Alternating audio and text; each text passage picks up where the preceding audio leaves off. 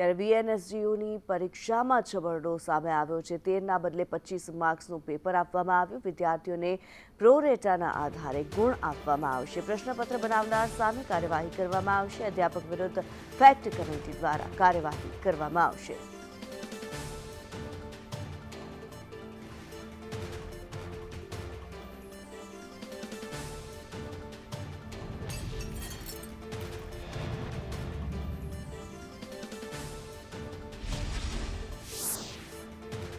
દક્ષિણ ગુજરાતની પરીક્ષાઓ ચાલી રહી છે ત્યારે તેના અંદર એક ચૂક સામે આવી છે। આ ચૂક શું છે આપણે કુલપતિથી જાણીશું।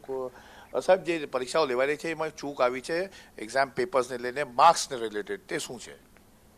આપણી વીરનર્મદ દક્ષિણ ગુજરાત યુનિવર્સિટીમાં હાલમાં પરીક્ષાઓ ચાલી રહી છે। તે પૈકી બીએસસીની પરીક્ષામાં પેપર સેટર દ્વારા 13 માર્કને બદલે 25 માર્કનું પ્રશ્નપત્ર જે એમણે તૈયાર કર્યું હતું, આ સંદર્ભની અંદર વિદ્યાર્થીઓને પ્રોરેટાને આધારે માર્ક ફાળવવાનો નિર્ણય લઈ લીધો છે અને પેપર સેટરને જરૂરી ખુલાસો પણ માગી લેવામાં આવ્યો છે અને પેપર ખુલાસાને યુનિવર્સિટીની ફેક્ટ કમિટી જે છે તેની અંદર એમને રજૂ કરવામાં આવશે અને ફેક્ટ કમિટી જે કંઈ નિર્ણય લેશે તેને બોર્ડ ઓફ મેનેજમેન્ટ દ્વારા એના પર જે કંઈ શિક્ષા હશે એના પર કડકમાં કડક પગલાં લેવામાં આવશે।